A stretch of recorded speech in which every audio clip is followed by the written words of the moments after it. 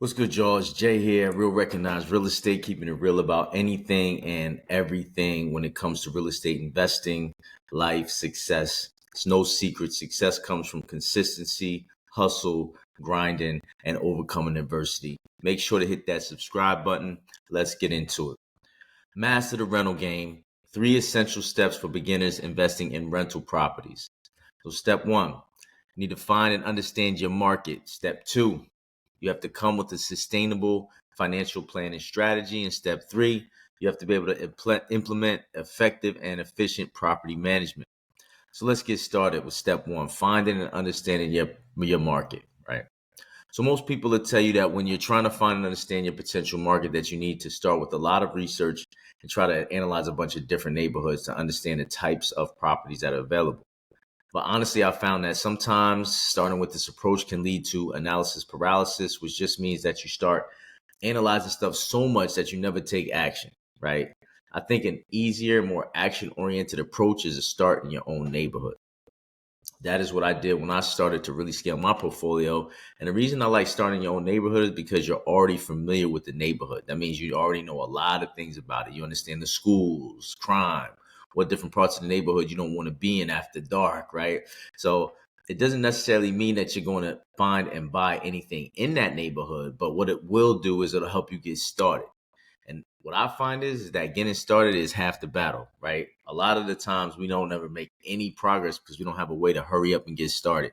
So if you just start looking for properties in your neighborhood, at least the market research will get cut in half because you know so much about the neighborhood already, right? So when I started to scale my rental portfolio, I started understanding my local market, but the easiest way to do it is not necessarily by going and reading a bunch of different things. It's usually better just to have a conversation with a few realtors or wholesalers, right? I started working with investor-friendly real estate agents and wholesalers. You definitely want these types of people on your team because they can help you understand what you can get for rents and how much properties are going for. Now, I'm not going to sugarcoat my experience. Now, when I started looking for properties in my neighborhood, I was extremely frustrated because I could not find anything that met my criteria. I wanted the cash flow, right? But I couldn't find anything at first that was cash flowing the way I wanted it to. But I did eventually find a duplex that was cash flowing and met my criteria. And when I found that deal, I didn't hesitate to make a move. I put in an offer because I already had the market research done and could recognize a great deal in my own neighborhood when I saw one. So I already knew the neighborhood, right? Schools, crime, etc. I live there. So what I also do, right? Another strategy is I talk to other investors in other areas because what you might find is when you're trying to do deals in your own area, you might find that you can't find stuff like me. So you got to get out there to meetups, go to conferences, meet other investors, find out what markets they're in, right? And then compare them to your market. So right, we get started by looking in our market. When we can't find stuff there, if we do find stuff there, great, right? We get into some deals. If we can't find anything there, start comparing your market to other markets by talking to successful investors in other markets, right? So when you're evaluating these new potential markets, that's when you have to do a little bit more research, right? Go out there and visit, spend some time with these investors, see what they have, see what their numbers look like, right? I always like to start by talking to the investors in that area because if they're making money and that market successfully, then that usually gives you some insight on how they're doing it and how you can make money in that area, right? You also have to understand your business strategy and how that will work within your market. So for instance, some markets I invest in, I do mostly Section 8 because the Section 8 program in that area has thousands of people on the waiting list. Now, I'm not worried about vacancy as much in this market because I know there are thousands of people with a Section 8 voucher that need quality housing. So to make a long story short, right, make sure your business plan has a way to make sure you make money from your rentals.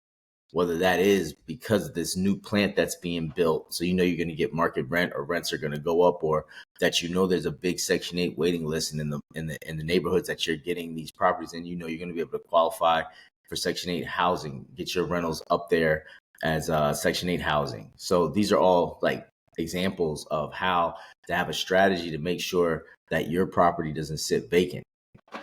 Now, step two, right? We want to set up a sustainable financial plan and strategy. Now, the best place, in my opinion, to start when it comes to rental properties and financials is cash flow.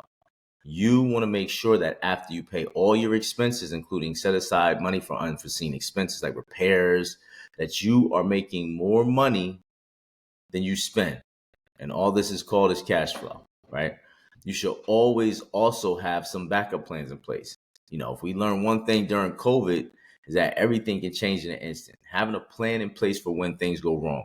You should definitely plan for the best, but always be prepared for the worst. That plan, that financial plan. Also, you can take into account how much leverage you're going to use when you buy your rental property, right? Because that's going to affect your cash flow. You might want to leave a little bit more money in the deal. I used to leverage everything to the hilt so I could pull out, because I was a heavy burr method guy. Buy, rehab, refinance, repeat. So I was always grabbing money out of these rentals. But I found that lately I've been leaving a lot more equity in deals because it helps out my cash flow. Because I can afford to leave some money in the deals, and sustainable, and for my blood pressure and my mental clarity, sometimes it's nicer to have a little bit more cash flow. So when I burr out, I might burr out at 65%, or I might burr out at 70% instead of trying to be at 80 and 85 and trying to really push it to the limit. The third step, man, is implement effective and efficient property management. You are only going to be as good. Your asset is only going to be as good as it's managed, right? If you don't have anybody in that rental, the rental's not going to be performing, right? So in my opinion, if you want to scale and see exponential growth in your portfolio, definitely factor property management costs into your equation. Now, unless you are a property manager or you plan on becoming one or something like that, I wouldn't just look at this thing as another expense that you think you can cut. I know newbie investors think sometimes they can just cut this cost and make their numbers look better because they can just become great property managers. But having a great property management company in place will help you handle turnovers, repairs, leases, and everything in between.